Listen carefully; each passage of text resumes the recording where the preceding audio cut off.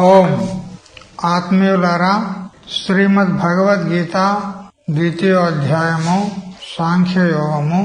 అందులో 18వ శ్లోకం, అంతవంత ఇమే దేహాః నిత్యస్యోక్త శరీరిణః అనాశనో ప్రమేయస్య తస్మాద్ యుద్ధస్వ భారత. ఈ శ్లోకము, దానికి శంకరాచార్యుల వారి యొక్క భాష్యము మరియు ఆనందగిరుల వారి యొక్క టీకను కూడా తెలుసుకున్నాము. మరియు శ్రీ మధుసూదన సరస్వతి స్వాముల వారు కూడా చాలా చక్కగా విశ్లేషణ చేశాడు ఈ శ్లోకం పైన. అందుకని అది కూడా చింతనీయమే అని అభిప్రాయపడి మధుసూదని కూడా చూస్తూ ఉన్నాము. ప్రారంభంలో కొంత దూరం వచ్చాము. అంతవంతః అంటే వినాశినః. ఈ దేహాదులన్నీ కూడా ఎటువంటి అంటే అంతవంతములు, అంతము గలవి, అంటే వినాశశీలములు. మరి ఇంక ఎలా ఉన్నాయంటే అపరోక్షాః దేహాః, ఇవి అపరోక్షములు ఉన్నాయి. మరియు ఉపచిత అపచిత రూపత్వాత్, వృద్ధి క్షయాలు కలిగినటువంటి శరీరాలు. ఇవే అసత్ శబ్దానికి వాచ్యములు. నాసతో విద్యతే భావో అనే శ్లోకంలో అసత్ అనే శబ్ద ప్రయోగం ఏదైతే చేయబడిందో ఆ అసత్ శబ్దానికి వాచ్యములే ఈ దేహాదులు. మరి వీటికి కారణమైనటువంటి అవిద్య, ఇవే అసత్ శబ్దానికి విషయములు. ఇక్కడ శరీరాన్ని దేహాః అంతవంతః అనంటూ బహువచన ప్రయోగం ఏదైతే ఉందో దాని చేత స్థూల సూక్ష్మ కారణ రూపాః విరాట్ సూత్ర అవ్యాకృతాఖ్యాః సమష్టి వ్యష్టి ఆత్మనః. బహువచనం చేత స్థూల శరీరాలు, సూక్ష్మ శరీరాలు మరియు కారణ శరీరాలు, వ్యష్టి మరియు సమష్టి అన్ని దేహాలను కూడా ఇక్కడ మనం గ్రహించాలి. సర్వే నిత్యస్య అవినాశినః ఏవ శరీరిణః. ఈ శరీరాలన్నీ కూడా ఎవరివి అనంటే నిత్యము అవినాశి అయినటువంటి శరీరి అయిన ఆత్మ యొక్క శరీరాలు. ఆత్మ యొక్క శరీరాలు అన్నప్పుడు ఇక్కడ ఆత్మ యొక్క శరీరిణః షష్ఠి సంబంధాన్ని బోధిస్తుంది. సంబంధం 2 పదార్థాల్లో ఉంటుంది. మరి ఆత్మకు సంబంధించినటువంటివి ఈ శరీరములు. అంటే శరీరములు అనేది ఒక సంబంధి, మరియు ఆత్మ అనేది ఒక సంబంధి. ఆ రెండిట్లో సంబంధం ఉన్నది. ఏం సంబంధము అంటే ఆధ్యాత్మిక సంబంధేన శరీరవతః. ఆధ్యాత్మిక సంబంధం చేత ఆత్మకు సంబంధించినటువంటి శరీరాలే. ఆధ్యాత్మిక సంబంధము ఎందుకు చెప్పవలసి వచ్చింది అనంటే ఈ దేహాదిక ప్రపంచము, దీనికి కారణమైనటువంటి అవిద్య, ఇవన్నీ కూడా అధ్యస్థములు కాబట్టి అధ్యస్థ పదార్థాల చేత అధిష్టానానికి ఏం సంబంధం ఉంటుంది? ఆధ్యాత్మిక సంబంధమే ఉంటుంది. సత్యమైతే కావు. ఒక సత్యమైతే సంయోగమో సమయమో ఏదో చెప్పవలసి ఉంటుంది. కానీ సత్యములు కావు కాబట్టి, అధ్యస్థములు కాబట్టి అధిష్టానానికి అధ్యస్థానికి ఆధ్యాత్మిక సంబంధం ఉంటుంది. అయితే కొందరు ఈ విధంగా అనగా మాకు వినబడింది. ఏమనంటే ఈ అధ్యాస అనే శబ్దమును శంకరుల వారే స్వతహాగా సృష్టించి, అధ్యాస అని ఒక శబ్దాన్ని సృష్టించి, ఆ అధ్యాస శబ్దానికి వాచ్యములు దేహాదిక ప్రపంచము అని చెప్పి ఏదో కపోల కల్పన చేశాడు శంకరాచార్యుల వారు. అసలు హైందవ సంప్రదాయంలో సంస్కృత కోశంలోనే అధ్యాస శబ్దం లేదు, శంకరుల వారే సృష్టించారు, కల్పన చేశారు అని కొందరు శాస్త్ర సంస్కారహీనులు అయినటువంటి వారు అంటారు. కానీ ఈ అధ్యాస శబ్దము శంకరుల వారు కల్పన చేసి సృష్టించింది కాదు, శృతిలోనే ఉంది. అధ్యాత్మోపనిషత్తులోనే ఉంది అధ్యాస శబ్దం, వేదంలోనే ఉంది. అహం మమేతి యో భావో దేహాక్షాద వనాత్మని అధ్యాసోయం నిరస్తవ్యో విదుషా బ్రహ్మవాదిన అనంటూ అధ్యాత్మోపనిషత్తులో మొట్టమొదటి ఉంది ఈ శ్లోకం. ఈ దేహాక్షాదవు, దేహము మరి అక్షములంటే ఇంద్రియాలు, ఈ దేహాక్షముల యందు, ఈ అనాత్మల యందు అహం మమేతి యో భావ, నేను నాది అనేటువంటి ఏ భావన పెట్టుకుంటున్నాడో అదే అధ్యాస. అటువంటి అధ్యాస నిరస్తవ్య, అది నిరసింపదగినది, నిరాకరించదగినది. ఎందుకు? తాను కాని మేనును తాననుకున్నాడు కదా, ఇంద్రియాలను, దేహాన్ని తాను కాని ఈ శరీరాదులను తాననుకున్నాడు కాబట్టి ఇది అధ్యాస. మరి అది అనర్థానికి హేతు ఉన్నది, అందుకని అది నిరసింపదగినది అని అధ్యాత్మోపనిషత్తు చెప్తుంది. కాబట్టి ఈ దేహాదులన్నీ కూడా అధ్యష్టములు, వాటి చేత అధిష్టానమైనటువంటి ఆత్మకు ఆధ్యాత్మిక సంబంధం ఉంటుంది. కాబట్టి మరి ఈ దేహాదులన్నీ ఎవరి అని చెప్తే ఆత్మయే అని చెప్పాలి. శరీరి ఎవరు? ఆత్మ. శరీరవత ఆ శరీరం కలిగినటువంటి ఏకస్య ఆత్మనః ఒకే ఒక ఆత్మ. ఇప్పుడు మనం చెప్పుకున్నటువంటి స్థూల, సూక్ష్మ, కారణ, వ్యష్టి, సమష్టి, సమస్త దేహాలు కూడా ఒకే ఆత్మకు సంబంధించినవి. ఆత్మలు అనేకం లేవు, శరీరాలు భిన్న భిన్నంగా ఉన్నాయి, కానీ ఆత్మ మాత్రం ఒకటే. ఏ విధంగా ఆకాశం ఒకటే, కానీ ఆకాశంలో అనేక ఘటాలు ఉన్నాయి. ప్రతి ఘటంలో కూడా ఆకాశం ఉంది. ఒక్కొక్క ఘటంలో ఉన్నటువంటి ఆకాశానికి ఇదొక ఘటాకాశం, ఇదొక ఘటాకాశం, ఇదొక ఘటాకాశము అని వ్యవహారం చేయబడుతుంది. ఎందువల్ల? ఔపాధికత్వాత్. ఈ ఘటాలు ఉన్నటువంటి ఉపాధులు ఉన్నందువలన అనేక ఘటాకాశములు అని వ్యవహారం చేయబడుతుంది. కానీ ఉపాధి దృష్టిని తొలగిస్తే ఆకాశాలన్నీ ఒక్కటే. అదే విధంగా శరీర రూప ఉపాధులు అనేకం ఉన్నందువలన వ్యవహార దశలో అనేక ఆత్మలు అని చెప్పడం జరుగుతుంది, కానీ ఆత్మలు అనేకం లేవు, ఒకటే. అందుకని ఏకస్య ఆత్మనః ఒకే ఒక ఆత్మకు సంబంధించినటువంటి ఈ సకల దేహాలు. ఆ ఆత్మ కూడా ఎలాంటిది? స్వప్రకాశ స్ఫురణ రూపస్య, స్వయం ప్రకాశం. అవేద్యత్వే సతి అపరోక్షత్వం స్వప్రకాశత్వం. ఆత్మ ఏ ప్రత్యక్షాది ప్రమాణాల చేత తెలియబడేది కాదు. అందుకే యత్ సాక్షాత్ అపరోక్షాత్ బ్రహ్మ అని చెప్పబడింది. ఈ ప్రకారంగా స్వయం ప్రకాశము ఉంది. లేదా అనదీన భానత్వం స్వప్రకాశత్వం అని శ్రీ వేదాంత పంచదశికి అచ్యుతరాయ్ మోడకు వారు మొదటి ప్రకరణంలో 7వ శ్లోకానికి వ్యాఖ్యానం చేస్తూ చివరిలో చెప్తాడు. అనధీన భానత్వం స్వప్రకాశత్వం అంటే దేనికి అధీనమయ్యి తెలియబడేది కాదు, దేని చేత తెలియబడేది కాదు. ప్రత్యక్షాది ప్రమాణాల చేత గాని, మరి సూర్యచంద్ర నక్షత్రాది ప్రకాశముల చేత గాని దేని చేత కూడా తెలియబడేది కాదు. అందుకని స్వయం ప్రకాశము. అటువంటి స్వయం ప్రకాశము, స్వప్రకాశం అని అంటే రత్నము కూడా స్వయం ప్రకాశం ఉంది, మణి స్వయం ప్రకాశం ఉంది. దాని చీకట్లో పెడితే గది అంతా వెలుతురు పడుతుంది, అది స్వయం ప్రకాశం ఉంది కదా అని అంటే అట్లా కాదు. స్ఫురణ రూపస్య అని చెప్పినాడు. స్ఫురణ రూపం, తెలివి రూపం. మణి స్వయం ప్రకాశం ఉంది. మణి వేరే ప్రకాశము అపేక్షించి ప్రకాశిస్తుందా?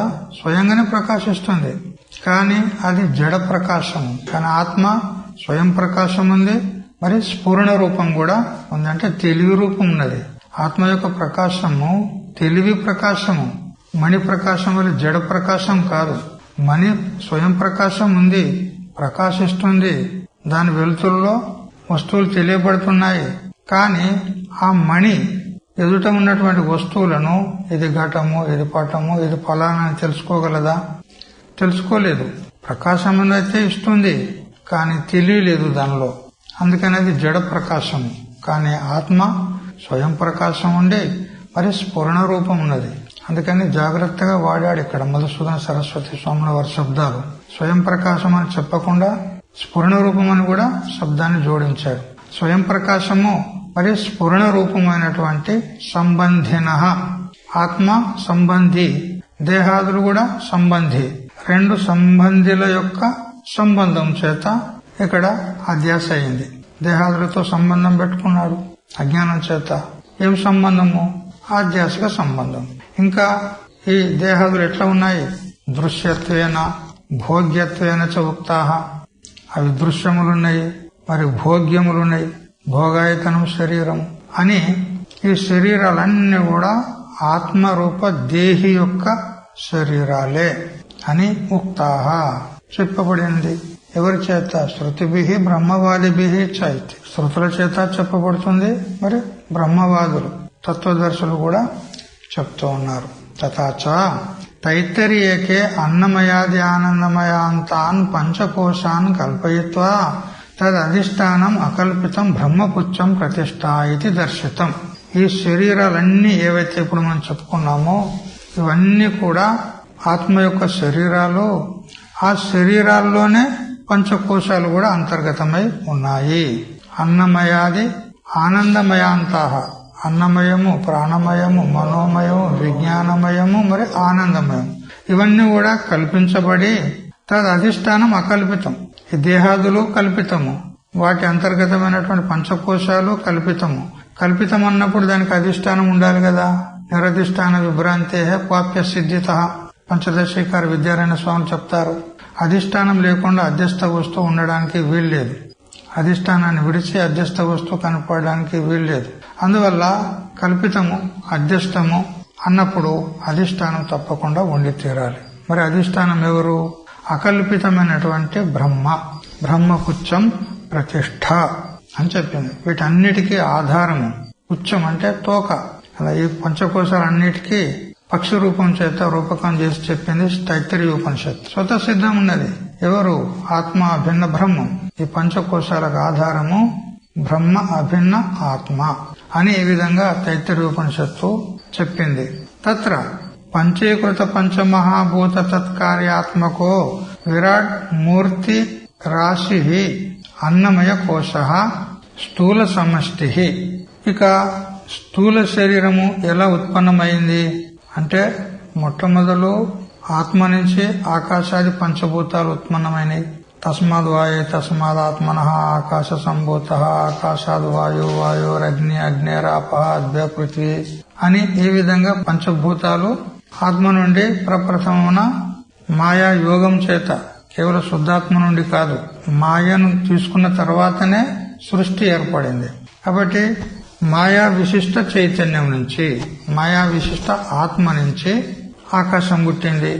ఆకాశ విశిష్ట చైతన్యం నుంచి వాయువు పుట్టింది.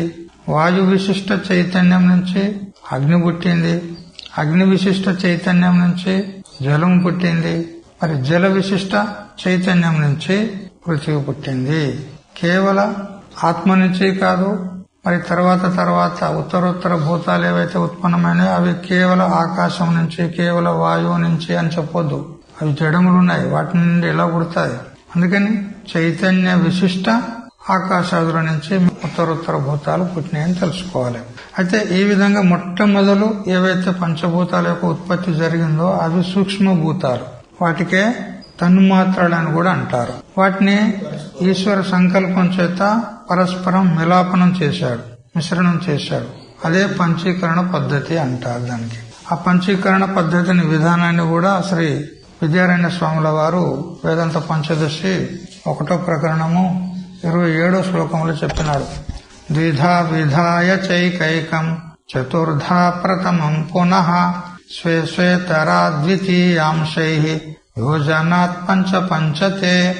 ఒక్కొక్క భూతము ఈశ్వరుని యొక్క సంకల్పం చేత 2గా విభజింపబడింది. ప్రతి భూతము 2గా విభజింపబడింది. ఆకాశము 2గా విభజింపబడింది. వాయువు, అగ్ని, జలము, పృథివీ, ప్రతి ఒక్క భూతము 2గా విభజింపబడింది. 2గా విభజింపబడిన తర్వాత ఒక భాగాన్ని అలా ఉంచి 2వ భాగంలో పునః 4 భాగాలు చేయబడినాయి. ఆ 4 భాగాలను ఒక్కొక్క భాగాన్ని తన స్వభూతం యొక్క అర్ధ భాగాన్ని విడిచి ఇతర భూతాల్లో కలిపారు. ఈ విధంగా ప్రతి భూతం యొక్క 2వ భాగాన్ని 4 భాగాలు చేసి స్వభూతాన్ని అర్ధ భాగాన్ని వదిలిపెట్టి ఇతర భూతాల యొక్క అర్ధ భాగాల్లో కలిపారు. ఈ విధంగా కలిపితే ఏమైంది?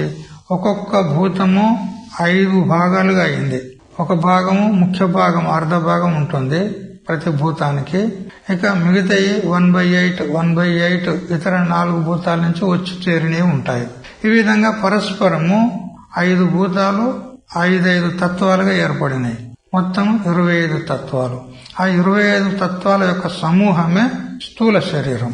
ఈ విధంగా సమష్టిలో తెలుసుకోవాలి, మరి వ్యష్టిలో కూడా తెలుసుకోవాలి. ఇది స్థూల శరీరం. ఈ స్థూల శరీరమే అన్నమయ కోశంగా పరిగణింపబడుతుంది.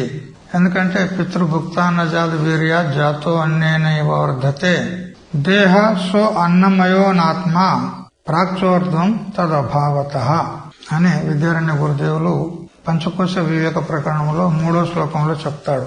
పితృభుక్తాద్ అన్నాత్ మాతృపితృభుక్తాద్ యవ వ్రీహ్యాది లక్షణాద్ అన్నాచ జాయమానం యద్ వీర్యం అస్తి తస్మాత్ వీర్యాద్ యో దేహో జాతః. తల్లిదండ్రులు తిన్నటువంటి అన్నం చేత అయితే శరీరంలో పురుషుని యందు వీర్యము, స్త్రీ యందు రజము ఉత్పన్నమవుతాయి. ఆ రెండిటి యొక్క సంయోగం చేత ఉత్పన్నమైంది ఈ స్థూల శరీరము. యశ్చ జననాంతరం క్షీరాది అన్నేనైవ వర్ధతే. అన్నం చేత పుట్టింది, మరి జన్మించిన తర్వాత క్షీరము అది కూడా అన్నమే కదా, పాలు. ఎందుకు?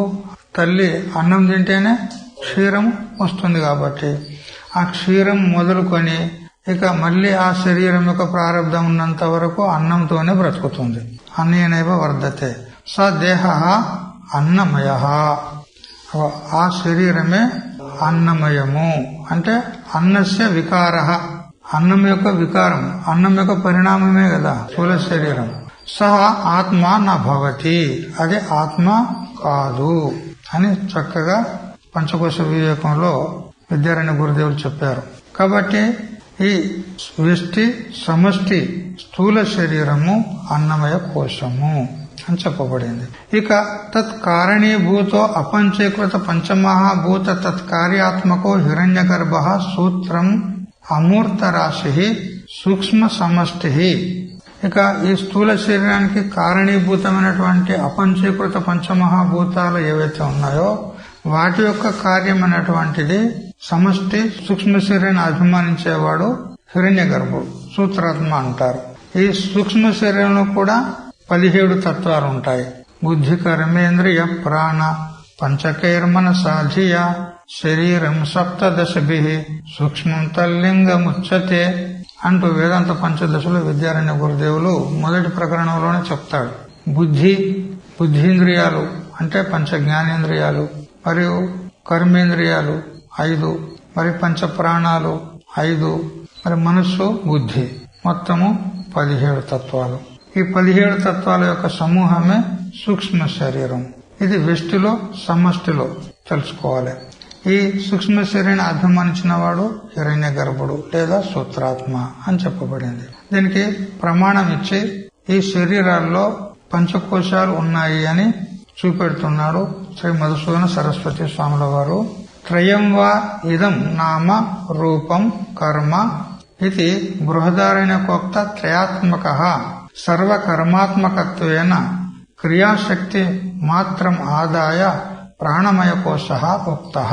త్రయం వావ ఇదం నామ రూపం కర్మ అని బృహదారణ్యకోపనిషత్తులో చెప్పిన ప్రకారంగా సర్వకర్మాత్మకమైనటువంటి క్రియాశీలమైనటువంటి ఏదైతే ప్రాణం ఉన్నదో ఆ ప్రాణమే ప్రాణమయ కోశము అనబడుతుంది.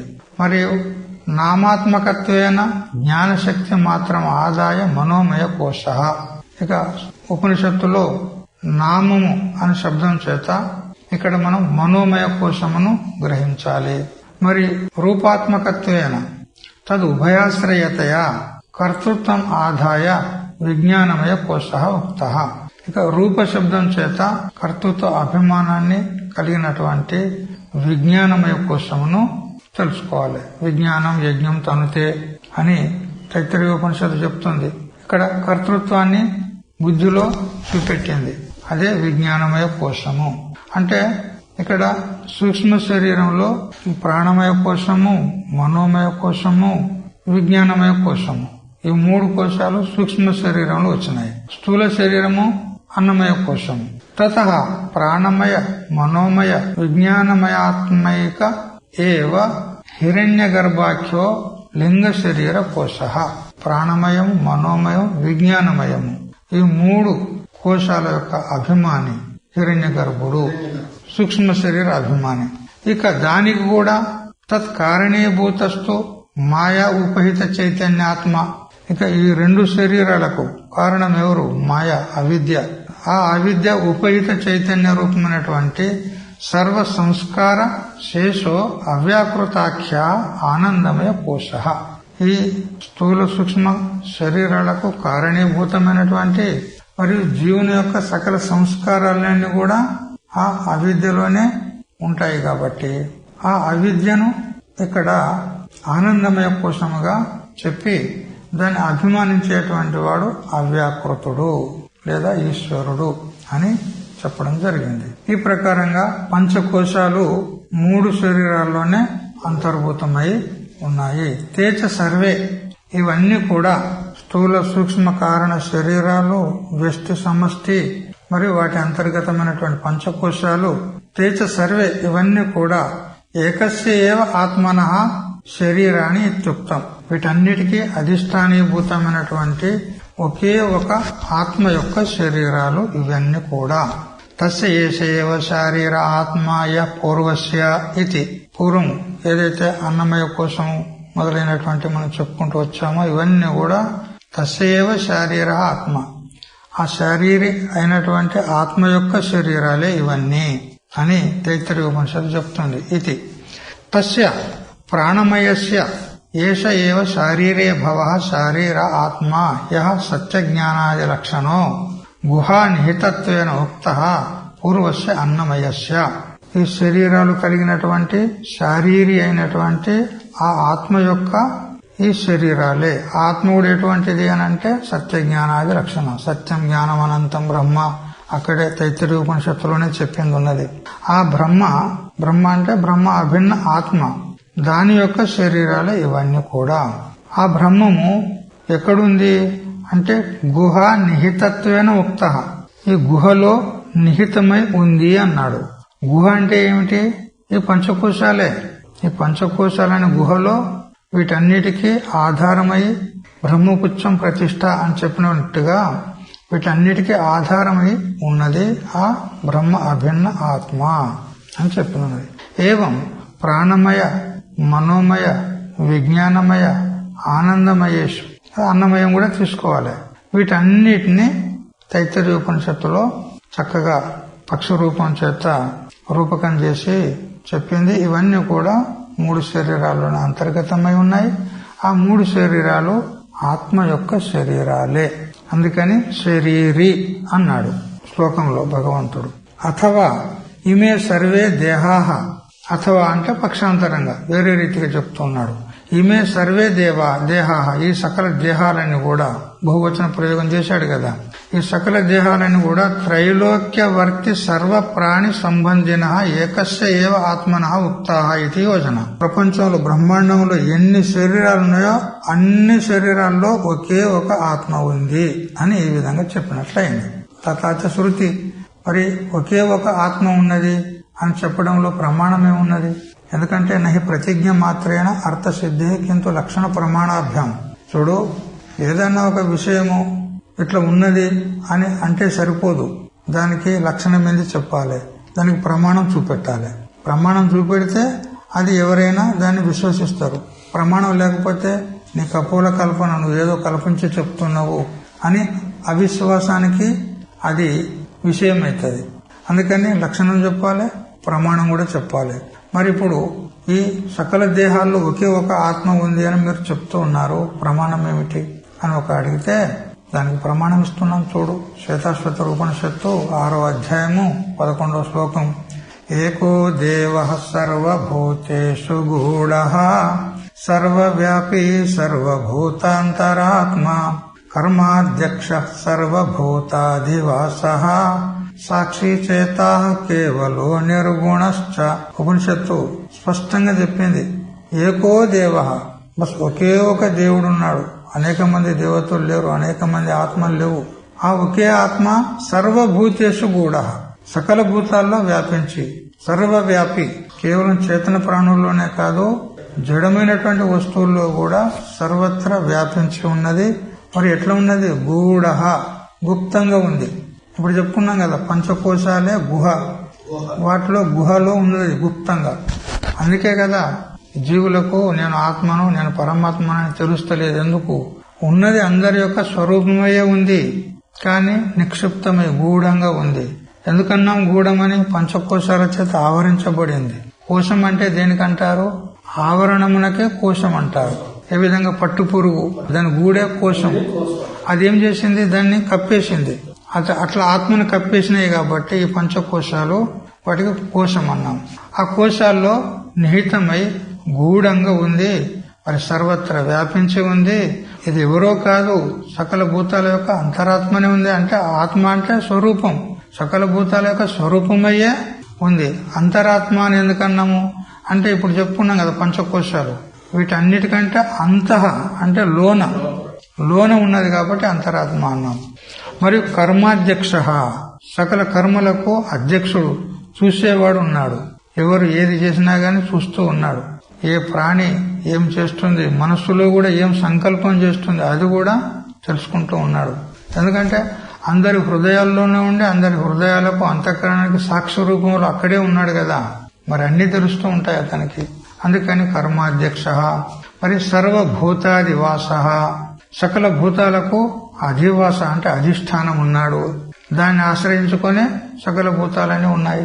సకల భూతాలు నివసించడానికి ఆశ్రయము, అధిష్టానము, ఆధారము ఆ సాక్షి ఉన్నాడు. సాక్షి అని ఎందుకన్నాము అంటే ఉదాసీనవద్ బోద్ధ సో సాక్షి, ఉదాసీనంగా ఉండి తెలివి గలవాడై ఉండాలి, అటువంటి వానికి సాక్షి అంటాం.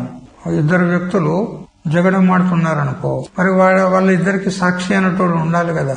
ఆ సాక్షి ఎట్లా ఉంటాడు, ఏ పక్షాన్ని వహించడు, ఇద్దరికి తటస్థంగా ఉంటాడు. మరి వారు ఎవరేమన్నది తెలుసుకుంటాడు, తెలివి ఉంటది. కరెంటు స్తంభం ఉంది, అది కూడా ఉదాసీనంగా ఉంది, అది కూడా అక్కడనే విద్యమానం ఉన్నది, కానీ దానికి తెలుసుకునే తనం లేదు. సాక్షి ఎట్లా ఉంటాడు, ఉదాసీనంగానే ఉంటాడు, ఎవరి పక్షంలో చేరాడు, కానీ స్తంభం వలే కాదు, తెలివి ఉన్నది. ఎవరేమన్నది తెలుసుకుంటాడు, వాడేమన్నాడు వీడేమన్నాడు ఇది తెలుసుకుంటాడు. అందుకని బోద్ధ. అందుకని సాక్షి యొక్క లక్షణం ఈ విధంగా చెప్పింది, ఉదాసీనవత్ బోద్ధ సో సాక్షి. ఉదాసీనంగా ఉండి తెలుసుకునేవాడు ఉండాలి, అటువంటి వానికి సాక్షి అంటారు. అందుకని ఇక్కడ సాక్షి ఎట్లా ఉన్నదంటే శరీర సంఘాతంలో ఉంది, కానీ అన్నిటికీ తటస్థంగా ఉంది, దేనికి అంటదు. మరి అన్నిటినీ తెలుసుకుంటుంది. ఇంద్రియాలు ఏం పనిచేస్తున్నాయి, మనస్సు ఏం పనిచేస్తుంది, శరీరం ద్వారా ఏం క్రియలు జరుగుతున్నాయి అన్నీ తెలుసుకుంటుంది. ఎందుకని చేతాహ, అది జ్ఞాన స్వరూపం ఉన్నది. చితి సంజ్ఞానే, అది జ్ఞాన స్వరూపం ఉన్నది. మరి కేవల అంటే నిర్ధర్మక, అంతఃకరణము ధర్మాలు గాని, శరీర ధర్మాలు గాని, ప్రాణధర్మాలు గాని, ఇంద్రియ ధర్మాలు గాని, ఏ ధర్మాలు లేని దానికి. జన్మవరణాలు శరీర ధర్మాలు, ఆకలి దప్పులు ప్రాణధర్మాలు, సుఖ దుఃఖాలు రాగద్వేషాదులు ఇవన్నీ కూడా సూక్ష్మ శరీర ధర్మాలు, అంతఃకరణ ధర్మాలు, దేని ధర్మాలు దాని యందు లేవు. నిర్ధర్మకం ఉన్నది. కేవల అంటే నిర్ధర్మక, ఏ ధర్మాలు లేనటువంటిది. మరియు నిర్గుణ చ, నిర్గుణం ఉన్నది, ఏ గుణాలు లేవు దాని యందు. సత్వగుణం గాని, రజోగుణం గాని, తమో గుణం గాని దాని యందు ఏవీ లేవు. లేదా నైయాయికులు చెప్పేటువంటి 24 గుణాలు ఉన్నాయి, ఆ 24 గుణాలు కూడా దాని యందు లేవు. ఇది సర్వ శరీర సంబంధినం ఏకం ఆత్మానం నిత్యం విభుం దర్శయతి. ఈ శృతి ఏం చెప్తుంది, సకల శరీరాలతో సంబద్ధమై ఉన్నటువంటి ఏకమైనటువంటి మరి నిత్యము మరి వ్యాపకము అయినటువంటి ఆత్మను చెప్తుంది. ఈ ఆత్మ ఎక్కడుంది, అన్ని శరీరాల్లో వ్యాపించి ఉంది, అన్ని శరీరాలతో సంబద్ధమై ఉంది. కాబట్టి అన్ని శరీరాలు ఎవరి అంటే ఆత్మయే. అందుకని ఆత్మకు ఏమన్నాడు, శరీరి అన్నాడు శ్రీకృష్ణ పరమాత్మ శ్లోకంలో. ఇంత దగ్గర దేహాలంటే ఏవి, ఆ దేహాలు ఎవరివి ఇంత వ్యాఖ్యానం అయిపోయింది. అవి అంతవంతములు. పూర్వార్ధంలోనే ఇంకొక శబ్దం ఉంది, నిత్యం అని. నిత్యస్యోక్త శరీరిణ, అంతవంత దేహాహ శరీరిణ, ఇంత వ్యాఖ్యానం అయింది. శరీరి ఎట్లా ఉన్నాడు, నిత్యుడు, దాన్ని వ్యాఖ్యానం చేస్తున్నాడు. నన్ను నిత్యత్వం యావత్కాల స్థాయిత్వం తథాచ అవిద్యాదివత్ కాలేన సహ నాశే అపి తద్ ఉపపన్నం ఇత్యతః ఆహ అనాశనః ఇతి. అయితే నిత్యము అని భగవంతుడు చెప్పాడు కదా. నిత్యం అంటే సాంఖ్యులు అవిద్యను నిత్యం అంటారు. ఏమి నిత్యం అంటే పరిణామి నిత్యము అంటారు. అది కూడా ఎట్లా ఉంటుందనంటే యావత్కాల స్థాయి, అంటే జ్ఞానం కలిగేంత వరకు ఉంటది, దానికి నిత్యం అన్నారు. యావత్కాల స్థాయిత్వం తథా అవిద్యాతువత్ కాలేన సహ నాశే అపి. అవిద్యాదులు ఏ విధంగా దీర్ఘకాలం ఉంటాయి, ప్రళయ పర్యంతం ఉంటాయి, లేదా జ్ఞానం కలిగేంత పర్యంతం ఉంటాయి. జ్ఞానం కలిగిన తర్వాత నాశనమైపోతాయి. అందుకనే అవిద్యకు పరిణామి నిత్యం అన్నారు. అంటే ఆత్మ కూడా అవిద్యాదుల వలె నాశనమైపోతుంది అని పూర్వపక్షు యొక్క అభిప్రాయం. ఇప్పుడు ఏ విధంగా మన శరీరం ఉంది, ఈ శరీరానికి ఒక ప్రారంధం అనేది ఉంది. ఆ ప్రారంధం ఎంతవరకు ఉన్నదో కొన్ని సంవత్సరాలు అంతవరకే ఉంటుంది. అది యావత్ కాల స్థాయిత్వం అంటారు దానికి. అంటే దానికి ఎంత కాలం కేటాయించబడింది ఉన్నదో ప్రారంధానుసారంగా అంతకాలం ఉంటుంది. అది ఆ తర్వాత ఉండదు. అట్లా ఆత్మ కూడా కొంతకాలం వరకు ఉంటుంది, ఆ తర్వాత ఉండదు. ఎట్లా? అవిద్యావత్. అవిద్య కూడా ఎంతవరకు ఉంటుంది? జ్ఞానం కలిగేంత వరకు ఉంటుంది. అనాది కాలం నుంచి ఉంది, కానీ జ్ఞానం కలిగిందా నష్టమైపోతుంది. అట్లా ఆత్మను కూడా చెప్పండి. ఆత్మ కూడా యావత్కాల స్థాయిత్వం లేదా అవిద్యంలో వలె కొంతకాలం ఉండి తర్వాత నాశనం అయిపోతుంది. అంటే నిత్యం అనే శబ్దానికి పరిణామి నిత్యము అని అర్థం చెయ్యండి. ఏ విధంగా అవిద్యను సాంఖ్యులు పరిణామి నిత్యం అంటారో అట్లే ఆత్మ నిత్యం అంటున్నారు కదా, నిత్యం అంటే పరిణామి నిత్యము అని ఈ విధంగా ఒప్పుకోండి. అంటే అట్లా కాదు బాబా, ఇది పరిణామి నిత్యం కాదు, అంటే కొంతకాలం తర్వాత ఇది నాశనం అయ్యేది కాదు, ఇది ఎప్పుడూ ఉంటుంది అని చెప్పడానికి అనాశిన అనే శబ్దం మళ్ళా చెప్పినాడు శ్లోకంలో భగవంతుడు. నిత్యశోక్త శరీరణ అని చెప్పి మళ్ళా అనాశినో అపరమేయస్య అన్నాడు, అనాశి అన్నాడు. నిత్యం అంటే సరిపోతుండే, కానీ ఈ పరిణామ నిత్యంలో అతివ్యాప్తి దోషం వస్తుంది కాబట్టి దాని నుంచి తప్పించడానికి అనాశన అంటే ఇది ఒక కాలంలో నాశనమయ్యేది కాదు, ఇది ఎల్లప్పుడూ ఉంటుంది అంటే ఏమన్నట్టు కూటస్థ నిత్యము అని చెప్పినట్లయింది. ఇక ఈ అవిద్యాదులు ఏవైతే ఉన్నాయో ఇవి నాశవంతములు ఉన్నాయి. నాశము అంతము ఎన్ని రకాలు ఉంటది అంటే దేశకృత అంతము, కాలకృత అంతము, వస్తుకృత అంతము, 3 రకాలు ఉంటది. ఇప్పుడు ఈ శరీరం ఉంది, ఇది ఒక దేశానికి మర్యాదితమై ఉంది. ఇక్కడ కూర్చున్నామంటే ఇంత మట్టుకే ఇది వ్యాపించి ఉంది, అంతేగాని అన్ని దేశాల్లో అన్యత్ర ఇక్కడ లేదు. అంటే ఒక దేశానికి మర్యాదితమై ఉంది. ఇది దేశం చేత మర్యాద, దేశం చేత అంతం అంటారు దీనికి. ఇక ఈ శరీరము కొంతకాలం వరకే ఉంటది, అంటే ఒక కాలానికి మర్యాదితమై ఉంది, పూర్వం లేకుండే తర్వాత ఉండదు. అంటే మధ్యకాలంలో దీని ప్రారంభం ఉన్నంత వరకు మాత్రమే ఉంటుంది. మరియు ఈ శరీరం అంటే ఘటం కాదు, ఘటం అంటే శరీరం కాదు. ఆ ఘటంలో ఈ శరీరం లేదు, దీనిపాటికి ఇదే ఉంది. అంటే ఇది వస్తు మర్యాద కలిది అన్నమాట. అన్ని వస్తువుల్లో లేదు ఇది, దాని మట్టుకు అదే ఉంది. అందుకని ఇది వస్తు పరిచ్ఛేదం అంటారు. ఇట్లా శరీరం ఏ విధంగా దేశ మర్యాద, కాల మర్యాద, వస్తు మర్యాద కలిగి ఉన్నదో అట్లే అవిద్యాది సకల ప్రపంచం కూడా దేశం చేత, కాలం చేత, వస్తువు చేత పరిచ్ఛేదం కలిగినటువంటి ఉన్నాయి. ఇవన్నీ ఎందుకు చెప్తున్నాడు? ఈ విధమైనటువంటి పరిచ్ఛేదం ఆత్మకు లేదు అని చెప్తున్నాడు. దేశత కాలత వస్తుత చ పరిచ్ఛిన్నస్య అవిద్యాదేహే కల్పితత్వేన అనిత్యత్వే అపి. ఈ అవిద్యాదులు ఆది శబ్దం చేత అవిద్యా కార్యమైనటువంటి దేహాదిక ప్రపంచం ఇదంతా కూడా దేశం చేత, కాలం చేత, వస్తువు చేత పరిచ్ఛేదం కలిగినటువంటివి కాబట్టి ఇవి కల్పితములు, అందుకని అనిత్యములు. అయినప్పటికీ కూడా యావత్కాల స్థాయి స్వరూపం ఔపచారికం నిత్యత్వం వ్యవహర్యతే. ఇవి కల్పితములు, అనిత్యములు అయినప్పటికీ కూడా యావత్కాల స్థాయి ఉంటాయి. వాటి జ్ఞానం కలిగేంత వరకు లేదా శరీరాదులైతే వాటి ప్రారంభం ఉన్నంత వరకు యావత్కాల స్థాయి నియమిత కాలం పర్యంతము ఉంటాయి.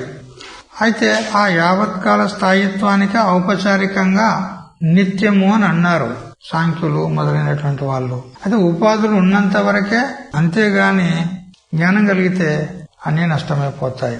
ఈ విషయాన్నే యావద్ వికారంతు విభాగో లోకవత్ అనే సూత్రంలో చెప్పినాడు వ్యాస భగవానుడు. బ్రహ్మసూత్రము 2:3-7. అంటే ఏ విధంగా ఆకాశము, వాయువు, అగ్ని, జలము, పృథివీ అని 5 భూతాలు చెప్పుకుంటాం. వీటిలో ఒకదానికి భేదం ఉన్నదా లేదా? భేదం ఉన్నది. అయితే ఎక్కడనైతే విభాగం ఉంటుందో, భేదం ఉంటుందో అవి కార్యములే, కార్యములు కాబట్టి అనిత్యములు. అందువల్ల ఈ ఆకాశాది ప్రపంచమంతా కూడా, ఆకాశాదులు కూడా అనిత్యములే, కల్పితములే. అయితే ఆకాశాన్ని కూడా నిత్యం అని అంటారు నైయాయికులు. కానీ శృతిలో వినపడుతుంది తస్మాద్వాయే తస్మాదాత్మన ఆకాశ సంభూత, ఆకాశం ఉత్పన్నమైంది అని మనకు శృతిలో వినపడుతుంది. మరియు ఈ విభాగం చేత ఎక్కడెక్కడ విభాగం ఉంటుందో, భేదం ఉంటుందో అక్కడ కార్యత్వం ఉంటది, కార్యం ఉంటది. అది ఏది కార్యం ఉంటుందో అనిత్యం ఉంటది అనేటువంటి యుక్తి చేత కూడా ఈ ఆకాశాదులు నిత్యములు కావు. అయితే నిత్యమని వ్యవహారం అవుతుంది కదా అంటే ఔపచారికంగా అవుతుంది అంతే. అవి కూటస్థ నిత్యములు కాదు, పరిణామ నిత్యములు. కానీ ఆత్మనస్తు పరిచ్ఛేద శూన్యస్య అకల్పితస్య వినాశ హేతు అభావాత్ ముఖ్యమేవ కూటస్థ నిత్యత్వం నతు పరిణామ నిత్యత్వం యావత్కాల స్థాయిత్వం చ ఇత్యభిప్రాయ. కానీ ఆత్మ అయితే దేశ పరిచ్ఛేదం గాని, కాల పరిచ్ఛేదం గాని, వస్తు పరిచ్ఛేదం గాని లేనటువంటిది. వినాశ హేతువు దానికి లేదు. అందుకని ముఖ్యమైనటువంటి నిత్యము అంటే కూటస్థ నిత్యం ఉన్నది, కానీ పరిణామ నిత్యము కాదు. లేదా యావత్కాల స్థాయిత్వము దానికి లేదు. అంటే ఎల్లప్పుడూ శాశ్వతంగా ఉంటుంది కూటస్థ నిత్యము అని ఈ విధంగా చెప్పడానికి అవినాశి అనే శబ్ద ప్రయోగం మళ్లీ చెప్పినాడు శ్లోకంలో భగవంతుడు. లేకపోతే పునరుక్తి దోషం వస్తుంది. ఆ దోషం రాదు. ఎందుకనంటే పరిణామ నిత్యము కాదు అని చెప్పడానికి పర్యాయంగా మళ్లీ అనాశి శబ్దం చెప్పినాడు. ఇంత దగ్గర పూర్వార్థం అయిపోయింది. మళ్ళీ ఉత్తరార్థంలో అనాశిన అనే శబ్దం యొక్క వ్యాఖ్యానం కూడా అయిపోయింది. అది ఎందుకు ప్రయోగం చేసినాడు అంటే పరిణామ నిత్యము కాదు, కూటస్థ నిత్యము అని చెప్పడానికి చెప్పినాడు అనాశి అనే శబ్దం. అంతవరకు వ్యాఖ్యానం అయిపోయింది. ఇప్పుడు అప్రమేయము అనే శబ్దానికి వ్యాఖ్యానం చేస్తున్నాడు శ్రీ మధుసూదన సరస్వతి స్వాముల వారు. దీని మీద విస్తారమైనటువంటి వ్యాఖ్యానం ఉన్నది అప్రమేయం అనే శబ్దం పైన. నన్ను ఏతాదృశే దేహిని, సరే ఈ విధమైనటువంటి దేహి ఎటువంటి నిత్యము అనాశి అయినటువంటి శరీరి దేహి ఎవరైతే ఉన్నారో అతడు నిత్యము ఉన్నాడు అని మీరు సిద్ధి చేశారు. కానీ ఇతడు నిత్యము అవినాశి అనడానికి ప్రమాణం ఏమిటి? ప్రమాణం ఉండాలి కదా. అంటే శ్లోకంలోనే చెప్పినాడు గీతాచార్యులు, అది ఏ ప్రమాణానికి విషయం కాదు, అందుకని అది అప్రమేయం ఉన్నది అని చెప్పినాడు. ఇప్పుడు దాన్ని తీసుకొని విస్తారంగా చర్చ జరుగుతుంది. ఎందుకు ప్రమేయం కాదు, ఎందుకు ప్రమాణానికి విషయం కాదు? ప్రమాణానికి విషయం అయితే ఆత్మ అని పూర్వపక్షి వచ్చి నిలబడతాడు. దాని మీద చర్చ. ఇప్పుడు నిష్ప్రమాణస్య తస్య అలీకత్వ ఆపత్తేహే, దేనికి ప్రమాణం ఉండదో అది అలీకం అంటే తుచ్చం, జూట అయిపోతుంది. ప్రమాణం ఉంటే అది విశ్వసనీయం. కానీ ప్రమాణం లేదన్నాం అనుకో అది ఎవరు కూడా దాన్ని విశ్వసించరు, అది జూట అయిపోతుంది, అలీకం అయిపోతుంది. మరియు వైయర్థాపత్తేశ్చ, ఈ శాస్త్రాన్ని ఆరంభించుట కూడా వ్యర్థం. ఏ ఆత్మకైతే ప్రమాణమే లేదో ఆ ఆత్మను నిరూపించడానికి మీరు పోతున్నారు, ఆ శాస్త్రం కూడా వ్యర్థమే. తథాచ వస్తు పరిచ్ఛేదో దుష్పరిహార. అయితే వేదాంతులు మీరు చెప్తారు ఏమనంటే తస్మాత్ శాస్త్రం ప్రమాణం తే కార్యాకార్య వ్యవస్థిత అని, శాస్త్రమే ప్రమాణం అని మీరు చెప్తారు. మరి బ్రహ్మసూత్రంలో కూడా 3వ సూత్రం చెప్పింది ఉన్నది, శాస్త్ర యోనిత్వాత్. శాస్త్రం యోని కారణం యస్య స శాస్త్ర యోని, అంటే పరమాత్మ ఉన్నాడు అని సిద్ధి చేయడానికి ప్రమాణం ఏమిటి? శాస్త్రమే. శాస్త్రం ద్వారానే పరమాత్మ ఉన్నాడని సిద్ధమవుతుంది. అందుకని శాస్త్ర వేద్యం ఉన్నది పరమాత్మ. ఎప్పుడైతే శాస్త్రం వేద్యం ఉన్నదో అది శాస్త్రం చేత తెలియబడుతుంది అన్నప్పుడు ఇక్కడ శాస్త్రానికి విషయమైంది, శాస్త్రం ప్రమాణమైంది. ఇప్పుడు ప్రమాణం చేత తెలియబడినందువలన పరమాత్మ ప్రమేయమైంది. అప్రమేయం ఎట్లయితే చెప్పు?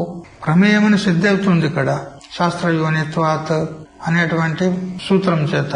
మరియు తంతు ఔపనిషదం పురుషం పృచ్ఛామి అని అంటూ వేదంలోనే చెప్పబడింది. ఉపనిషత్ గమ్య పురుషుని గురించి అడుగుతున్నాను అంటే ఉపనిషత్ వేద్యం పరమాత్మ అంటే ఉపనిషత్తు ద్వారా తెలియబడుతుంది అన్నప్పుడు ఉపనిషత్తు ప్రమాణమైంది, ఆత్మ ప్రమేయమైంది. మరి అప్రమేయం అని ఎలా అంటున్నారు మీరు? తథాచ వస్తు పరిచ్ఛేదో దుష్పరిహార అని ఈ విధంగా శంక. అతః ఆహ అప్రమేయస్య ఇతి. అందుకని ఈ శంక నివారణ కోసము పరమాత్మ శ్లోకంలో అప్రమేయస్య అన్నాడు. అప్రమేయం అనడానికి ప్రమాణం ఏమిటి చెప్తాను విను. ఏకదైవానుద్రష్టవ్యం ఏతదప్రమయం ధ్రువం అని బృహదారణ్యోపనిషత్తు 4:1-2.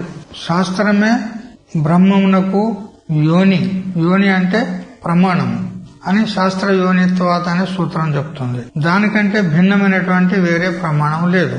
అంటే శాస్త్రమే ప్రమాణము. ఇది సూత్రార్థం. మరియు ఏకదైవానుద్రష్టవ్యం అని శృతిమాత ఏదైతే చెప్పిందో బృహదారణ్యోపనిషత్తు ఏమని చెప్పింది? ఆత్మ ఏకమున్నది, మరి అద్వైతం ఉన్నది అని తెలుసుకోవాలి. మరియు ఆ ఆత్మతత్వము అప్రమేయం అంటే అప్రమేయం ఉన్నది, మరి ధ్రువము అంటే స్థిరం ఉన్నది. ధ్రువం అంటే అచలం, స్థిరం ఉన్నది అని ఈ విధంగా శృతిమాత చెప్తుంది. అందులో ఏం చెప్పినట్లయింది? అప్రమేయం అంటే అప్రమేయము అని శృతిమాత చెప్పింది. కాబట్టి అప్రమేయం అనడానికి ప్రమాణం ఏమిటి అంటే బృహదారణ్యక శృతి, ఇదే ప్రమాణం. ఇంతేగాక మనం పూర్వం కూడా చెప్పుకున్నాం ఏమని? నిర్వికల్పం అనంతంచ హేతు దృష్టాంత వర్జితం అప్రమేయమన్నాదించ జ్ఞాత్వా ముచ్యతే బుధైహి అని అమృత బిందు ఉపనిషత్ ప్రమాణం కూడా తెలుసుకున్నాం అప్రమేయం అనడానికి. మరియు అది ఏ ప్రమాణానికి ఏ ప్రకాశం చేత కూడా తెలియబడదు అనడానికి కఠోపనిషత్తు, ముండకోపనిషత్తు, మరి శ్వేతాశ్వేతర ఉపనిషత్తు ఇవన్నీ కూడా చెప్తూ ఉన్నాయి. నత్ర సూర్యో భాతి నచంద్ర తారకం నేమా విద్యుతో భాంతి కుతోయమగ్ని తమేవ భాంతమనుభాతి సర్వం తస్య భాషా సర్వమిదం విభాతి అని ఉపనిషత్తులు చెప్తున్నాయి. తత్ర అంటే ఆ ఆత్మను తెలుసుకున్నటకు సూర్య నా భాతి, సూర్యుడు ఆత్మను ప్రకాశించజాలడు. నా చంద్ర, చంద్రుడు ప్రకాశింపజాలడు. తారకం అంటే నక్షత్రాలు ఆ ఆత్మను ప్రకాశింపజాలవు. మరియు ఇమాహ విద్యుతో, మరియు ఈ విద్యుత్తు అంటే మెరుపు, ఆకాశంలో వర్షాకాలంలో మేఘాలలో మెరుపు వస్తుంది. ఆ మెరుపు అది ఒక ప్రకాశమే కదా, దాని చేత కూడా తెలియబడేది కాదు.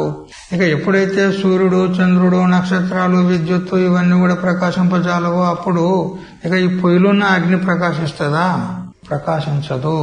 మరి ఎట్లా ఆత్మ ఉన్నది అని ఎట్లా తెలియబడుతుంది అంటే అది తెలియబడేది కాదు, స్వయంగా ప్రకాశ స్వరూపం ఉన్నది. తమేవ భాంతం అనుభాతి సర్వం, అది స్వయంగా ప్రకాశిస్తూ ఉన్నది. దాన్ని అనుసరించి ఈ సర్వము కూడా ప్రకాశింపబడుతుంది. ఎందుకంటే సూర్యుడు ఉన్నాడని సూర్యుని వెలుతురులో మనకు ఈ ప్రపంచం కనపడుతుంది. అదే విధంగా సూర్యచంద్ర నక్షత్రాల సంపూర్ణ బ్రహ్మాండం అంతా కూడా ఆత్మ యొక్క ప్రకాశంలోనే తెలియబడుతుంది. ఆత్మ ఉన్నది కాబట్టి ఆత్మ ప్రకాశంలో ఇదంతా తెలియబడుతుంది. తస్య భాష సర్వమిదం విభాతి, అతని యొక్క ప్రకాశంలోనే ఇదంతా కూడా ప్రకాశింపబడుతుంది. అందుకని ఆ ప్రకాశకమైనటువంటి ఆత్మను తెలుసుకోవడానికి ఏది కూడా సమర్థము కాదు. ఏ ఇతర ప్రకాశాలు ఆత్మను ప్రకాశించుటకు సమర్థములు కావు. మరియు ప్రత్యక్షాది ప్రమాణాలు కూడా ఉన్నాయి. ప్రత్యక్ష, అనుమాన, ఉపమాన, శబ్ద, అర్థపత్య, అనుపలబ్ధి అనే ఆ షట్ ప్రమాణాలు కూడా ఆత్మను తెలుసుకోజాలవు, ప్రకాశింపజాలవు. మరియు ప్రత్యక్షంలోనే మన ఇంద్రియాలన్నీ కూడా వచ్చేసాయి. జ్ఞానేంద్రియాలు ఇవి ప్రత్యక్ష ప్రమాణంలోనే వచ్చినాయి కాబట్టి ఇంద్రియాల చేత కూడా తెలియబడదు. అది దేని చేత తెలియబడేది కాదు. అందుకే అనధీన భానత్వం స్వప్రకాశత్వం. అది దేని యొక్క ప్రకాశమును అపేక్షించి దేని అధీనంలో ఉండి అది ప్రకాశింపబడేది కాదు. ఆత్మ అది స్వయం ప్రకాశం. ఇది చ శృతేహే, ఈ మొదలైనటువంటి శృతి చేత స్వప్రకాశ చైతన్య రూప ఏవ ఆత్మ. అందుకని ఆత్మ ఎటువంటిదంటే స్వప్రకాశ చైతన్యము. అతః తస్య సర్వభాషకస్య స్వభానార్థం నా స్వభాష్య అపేక్ష. సర్వ అవభాషకమైనటువంటి ఆ ఆత్మను ప్రకాశించడానికి ఇంకా భాష్యముల యొక్క అపేక్ష లేదు. ఎందుకంటే సూర్య చంద్ర నక్షత్రాలన్నీ కూడా ఆత్మ యొక్క ప్రకాశంలోనే ప్రకాశింపబడుతున్నాయి, అంటే ఆత్మచేత తెలియబడుతున్నాయి. అప్పుడు ఏమైనా ఇవన్నీ ఆత్మచేత భాష్యములు తెలియబడుతున్నాయి. ఎందుకంటే యదాదిత్యగతం తేజో జగద్భాషయతే కిలం యచ్చంద్రమస యచ్చాగ్నో తత్తేజో విద్యమామకం జ్యోతిషామపి తజ్జ్యోతి తమసా పరముచ్యతే ఇత్యాది ప్రమాణాలను ఏం చెప్తున్నాయి? ఆత్మ యొక్క ప్రకాశం చేతనే ఇవన్నీ ప్రకాశింపబడుతున్నాయి. ఇవన్నీ భాష్యములున్నాయి. ఆ భాష్యముల చేత ఆత్మ ప్రకాశింపబడదు. ఇంద్రియాల చేత గాని, ప్రత్యక్షాది ప్రమాణాల చేత గాని, సూర్యచంద్ర నక్షత్రాది ప్రకాశం చేత గాని ఆత్మ ప్రకాశింపబడదు. వీటి యొక్క అపేక్ష దానికి లేదు. ఇక్కడ ఈ విధంగా కూడా అర్థం ఉంది. నా స్వభాష్య అపేక్ష. స్వ అంటే ఆత్మ, దాని చేత భాష్యములు, స్వభాష్యములు అంటే సూర్యచంద్ర నక్షత్రాలు, లేదా ఈ ఘటపటాది సంపూర్ణ ప్రపంచం ఇదంతా కూడా భాష్యమే. ఎందుకు? సాక్షి చేతనే తెలియబడుతుంది. అంతా కూడా సంపూర్ణం. కేవలం సూర్యచంద్ర నక్షత్రాదులే కాదు, సంపూర్ణ జడ ప్రపంచం అంతా కూడా ఆత్మకు భాష్యమే. అయితే ఆ భాష్యం యొక్క అపేక్ష చేత ఆత్మ భాషకమున్నది అని ఈ విధంగా చెప్పడానికి రాదంటాడు. ఏ విధంగా సూర్యుడు ఉన్నాడు అని ఏ విధంగా నిర్ణయం చేయగలవు అంటే, సూర్యుని యొక్క ప్రకాశంలోనే ఇదంతా తెలియబడుతుంది. కాబట్టి ఈ ప్రకాశింపబడేటువంటి ఈ ప్రకాశముల యొక్క అపేక్ష చేత సూర్యుని యొక్క సిద్ధి అవుతుంది. సూర్యుడే లేకపోతే ఇవన్నీ కనపడవు. అంటే ఇవన్నీ కనపడుతున్నాయనంటే సూర్యుడు ఉన్నాడు అని, సూర్యుడు ఉన్నాడు అని సిద్ధి చేయడానికి ఈ భాష్యములైనటువంటి ఘటపటాదుల యొక్క అపేక్ష ఉంది. కానీ ఆత్మకు ఈ విధంగా భాష్యముల యొక్క అపేక్ష లేదు. ఎందుకది? స్వయం ప్రకాశం ఉన్నది. ఇవి ఉన్నా లేకున్నా ప్రకాశిస్తున్నాడు. సుషుప్తిలో ఇవేవి లేవు, అయినా గాని ప్రకాశిస్తున్నాడు. ప్రళయంలో లేవు, ప్రకాశిస్తూ ఉన్నాడు. సమాధిలో లేవు, ప్రకాశిస్తూ ఉన్నాడు. ఆత్మకు భాష్యముల యొక్క అపేక్ష లేదు. అంటే భాష్యములు ఉంటేనే వాటి యొక్క అపేక్ష చేత భాషకమైనటువంటి ఆత్మ ఉంది అని సిద్ధి చేయడానికి వస్తుంది అనేది ఏమీ లేదు. ఎందుకు? ఇవి లేకున్నా ఉన్నా తాను మాత్రం ఉంటాడు. అందువల్ల స్వయం ప్రకాశం ఉంది ఆత్మ. ఈ ఆత్మ స్వయం ప్రకాశం ఉన్నది, అప్రమేయం ఉన్నది అనడానికి ప్రమాణాలన్నీ ఇచ్చాడు. బృహదారణ్యకోపనిషత్తు, పరిశ్వేతశ్వతర, ముండక, కట ఇవన్నీ ప్రమాణాలుగా ఇచ్చాడు. కింటు కల్పిత అజ్ఞాన తత్కార్య నివృత్త్యర్థం కల్పిత వృత్తి విశేష అపేక్ష. అయితే ఆత్మ స్వయం ప్రకాశం ఉంది, దానికి దేని యొక్క అపేక్ష లేదు. మరి శాస్త్రం ప్రమాణం అని మీరు ఒప్పుకుంటున్నారు కదా వేదాంతులు, మరి దాన్ని ఎందుకు స్వీకరించినట్టు? మరి శాస్త్రం యొక్క ప్రామాణ్యత ఏమిటి అని అంటే, శాస్త్రమును ప్రమాణముగా మేము ఎందుకు స్వీకరిస్తున్నామనంటే, కల్పితమైనటువంటి అజ్ఞానమును ఆరోపించుకున్నాడు. అహం అజ్ఞ అంటున్నాడు. మరి దాని చేత ఇక దేహాదిక ప్రపంచం అంతా కూడా ఆరోపించుకుంటున్నాడు. ఈ ఆరోపితమైనటువంటి అజ్ఞాన తత్కార్యాన్ని నివృత్తి చేయుట కోసము శాస్త్రం అనేటువంటి ప్రమాణము అపేక్షితం ఉన్నది అంటాడు.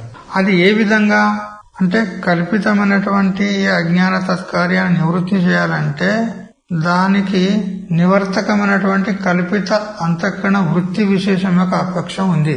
ఏటిది? అహం బ్రహ్మాస్మి అనేటువంటి జ్ఞానం. ఇదే కల్పిత వృత్తి. ఎందుకంటే అహం బ్రహ్మాస్మి జ్ఞానం కూడా ఇది అంతఃకరణం యొక్క ఒక వృత్తి విశేషమే. తత్వమస్యాది మహావాక్యాలను విచారం చేయగా కలిగినటువంటి అహం బ్రహ్మాస్మి అనేటువంటి జ్ఞానము అంతఃకరణం యొక్క పరిణామాత్మకమైనటువంటి ఒక వృత్తి విశేషం. అది కూడా కల్పితమే. అయితే కల్పిత అజ్ఞానానికి నివర్తకం కల్పిత జ్ఞానం. ఏది? అహం బ్రహ్మాస్మి అనేటువంటి జ్ఞానం. అది అపేక్ష ఉంది. అందుకని శాస్త్రాన్ని మేము ప్రమాణంగా చెప్పినాం. ఎందుకంటే శాస్త్రాన్ని ఆధారంగా చేసుకుని తత్వమస్యాది మహావాక్యాలను విచారణ చేస్తేనే ఈ వృత్తి ఉదయిస్తుంది. ఆ వృత్తి ఉదయించిందంటే అజ్ఞానము తత్కార్యం అంతా కూడా నష్టమైపోతుంది. తత్వమస్యాది వాక్యోత్థ సమ్యగ్ది జన్మమాత్రత అవిద్య సహకార్యేన నాసీదస్తి భవిష్యతి. బృహదారణ్యక సంబంధ భాష్యవార్తికంలో శ్రీ సురేశ్వరాచార్యులు 183వ శ్లోకంలో చెప్తాడు. తత్వమస్యాది వాక్యోత్థ. తత్వమస్యాది అంటే మహావాక్యాలు ఉన్నాయి కదా, అహం బ్రహ్మాస్మి, అయమాత్మ బ్రహ్మ, ప్రజ్ఞానం బ్రహ్మ ఇత్యాది మహావాక్యాలను విచారం చేసినప్పుడు ఏమవుతుంది? అహం బ్రహ్మాస్మి అనేటువంటి జ్ఞానం కలుగుతుంది. సమ్యక్ ధీ అంటే యథార్థమైనటువంటి జ్ఞానం. ఏది? అహం బ్రహ్మాస్మి అనేటువంటి జ్ఞానము జన్మమాత్రత అది ఉత్పత్తి అవుతూ ఉండగానే అవిద్య సహకార్యేన, అవిద్య దాని కార్యమైనటువంటి దేహాదిక ప్రపంచము ఇదంతా కూడా బాధ అయిపోతుంది.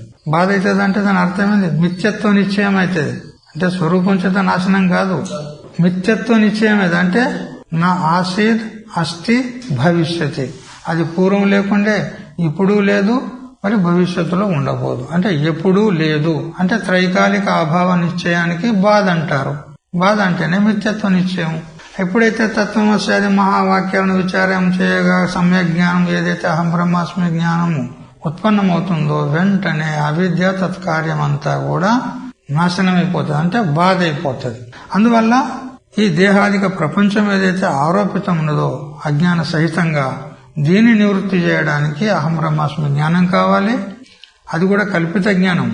కల్పిత అజ్ఞాన తత్కార్యాన్ని నివర్తకమైనటువంటిది కల్పిత అహం బ్రహ్మాస్మి జ్ఞానం.